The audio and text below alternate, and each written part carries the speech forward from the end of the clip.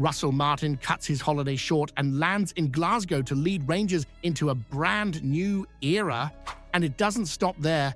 There's already a South American talent in the crosshairs, on the verge of becoming the first signing of this long-awaited revolution at Ibrox. But hold on, Largie Ramazani, the so-called mini Vinicius, could be the next burst of pace and flair to pull on the famous blue shirt under Martin's attacking vision. And Nicolas Raskin's future hangs in the balance, with the Belgian midfield star now tipped for a Premier League move. Will Rangers fight to keep their engine room ticking or cash in while the price is right? Don't blink. Today's video is packed with electricity, inside stories, major shifts, and the rise of a brand new Rangers taking shape before your eyes. Russell Martin has chucked the sunbed and sangria for a shot at immortality in Govan. That's right.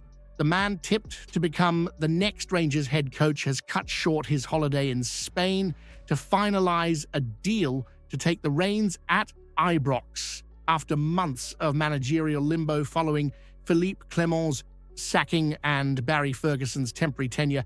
It looks like the Rangers board, led by the new American owners Andrew Kavanagh and the 49ers, have settled on the 39-year-old Englishman. Now, let's be honest, Martin's appointment isn't without its fair share of grumbles. There are folk online threatening to rip up their season tickets, claiming his style's too passive, or pointing to his Premier League record at Southampton, where he only managed one win in 16 matches. But if you're shouting about that, maybe take a breath and look beyond the headline. This is a manager who dragged Southampton's up from the Championship, playing a possession-heavy, attacking brand of football. Before that, he brought a bit of identity to Swansea and MK Dons. He's not a journeyman, he's a coach with a plan and, crucially, a style. And if you're sitting thinking, but Stevie G was different, let's talk numbers. Gerrard had a win rate of 54% across his managerial career. Martin, just over 40%, but Gerrard also got sacked by Aston Villa when they were circling the drain. There's this myth that Premier League failure automatically disqualifies you from thriving in the Scottish Premiership, yet we forget this league isn't about ego, it's about grit, tactical nous, and turning draws into wins against the likes of St Mirren and Kilmarnock, not just showing up on Derby Day. And for those worried about style, Martin's teams play with structure, purpose, and identity. That's what Ibrox has been crying out for. For too long now, it's been reactive, second best, chasing shadows behind a Celtic side that's got too comfortable at the top. Martin's job isn't just to win games. It's to build something you can believe in. Chris Boyd's backed him. Ross McCormack's backed him. Former players who've been in the trenches at Ibrox are saying, give the man a chance. And if you look at how the club moved, assessing Gerrard, flirting with Ancelotti's boy David, it's clear they didn't rush this. Martin was picked because he topped that list, not because he was the cheapest option or a convenient stopgap. Pre-season kicks off on the 23rd of June. Club Brugge visit Ibrox on the 6th of July. Then it's straight into Champions League qualifiers, and the season proper gets going in early August. Martin has zero time to win you over. He needs to hit the ground sprinting. If Russell Martin brings in his passing style and struggles early on, will you back him for the long haul? Or will you turn quicker than Celtic fans booing a draw at Parkhead? While Russell Martin's barely had time to unpack his suitcase in Glasgow, the transfer engines are already rumbling, and his first signing as Rangers head coach might just be a bold one. From South America, the word now is that Rangers have set their sights firmly on Vicente Pizarro, the 22-year-old midfield terrier from Chile who's already made a name for himself with Colo-Colo. We're not talking about some untested prospect here. Pizarro's already bagged a Chilean league title, 2 Copa Chile triumphs, and a Supercopa. Not bad for a lad who still gets ID'd in some countries. And this isn't just idle paper talk either.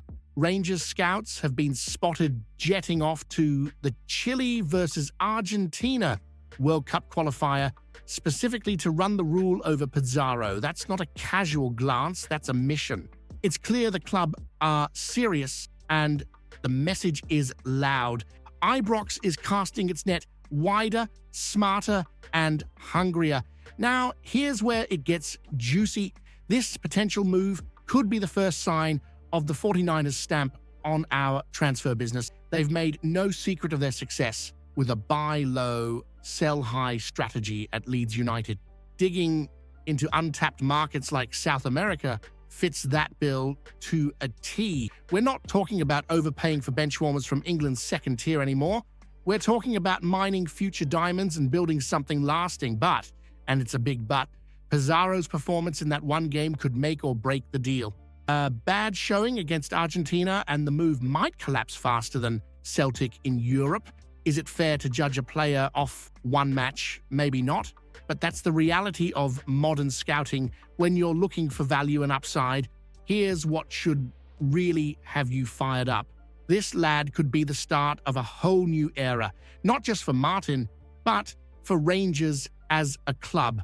A club that's no longer reactive. A club that's proactive, with a strategy that looks beyond next Saturday.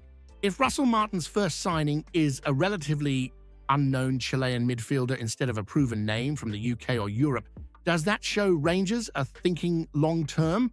Or is it a gamble that reeks of cost-cutting while Celtic spend big again?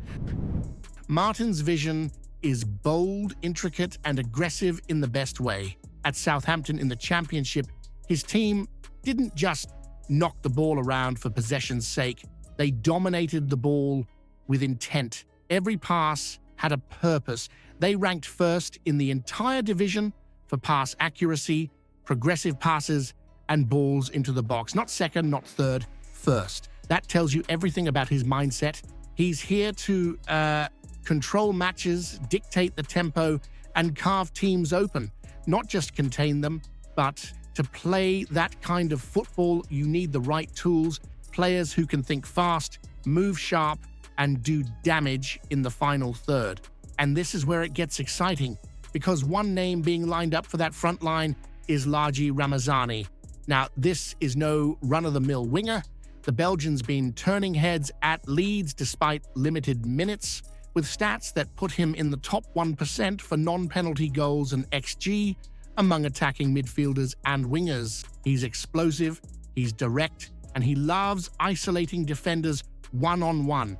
One scout even called him a mini Vinicius. And he might not have Real Madrid numbers, but the lad's potential is outrageous. Ramazani's style fits Martin's system like a glove.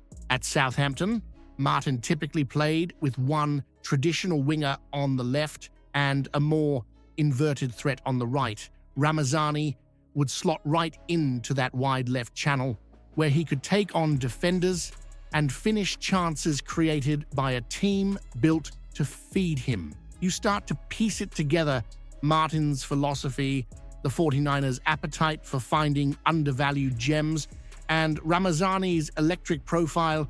It all points to something building, a team that can play, entertain, and win. But let's be real, this shift in style isn't going to please everyone straight away. There will be those who say this is all too technical, too pretty, not physical enough for the blood and thunder of Scottish football.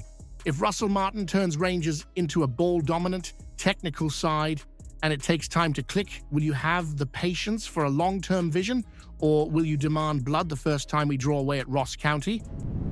Nicolas Raskin, one of the few truly consistent standouts from a frustrating campaign, is now being tipped for a Premier League move, and not just by the rumour mill, but by none other than his former boss, Philippe Clement. The same man who brought him to Ibrox and trusted him in the engine room is now saying the Belgian is ready and would fit perfectly in England's top flight. You don't need to be a scout to see why. 5 goals and 11 assists this season, 48 appearances, and a first senior call-up to the Belgian national team.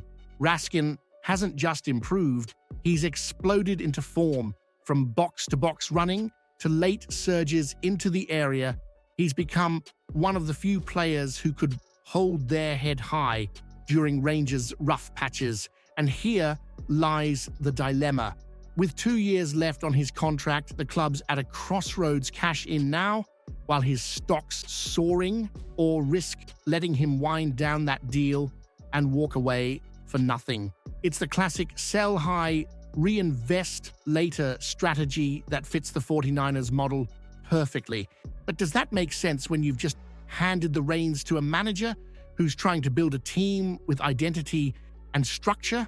If Martin's going to play the kind of high possession, high tempo football he's known for, players like Raskin aren't just useful, they're essential, especially with Václav Cerny's loan deal done and dusted. The midfield needs balance, energy, and quality on the ball. And right now, no one embodies that like Raskin. Of course, every player has their price. And if a Premier League club comes knocking with 20 or 30 million pounds, it's a hard call to ignore, especially for a player signed for a fraction of that from Standard Liège. If Rangers sell Raskin this summer to bankroll a rebuild, does that show ambition and strategy? Or is it just another sign that the board's willing to gamble Rangers' future on unproven replacements while Celtic keep their core intact? Comment below what you think about the news. Don't forget to leave a like on the video to help me out. I post videos every day talking about our Rangers, so if you're not subscribed, you're missing out on the latest news. See you soon.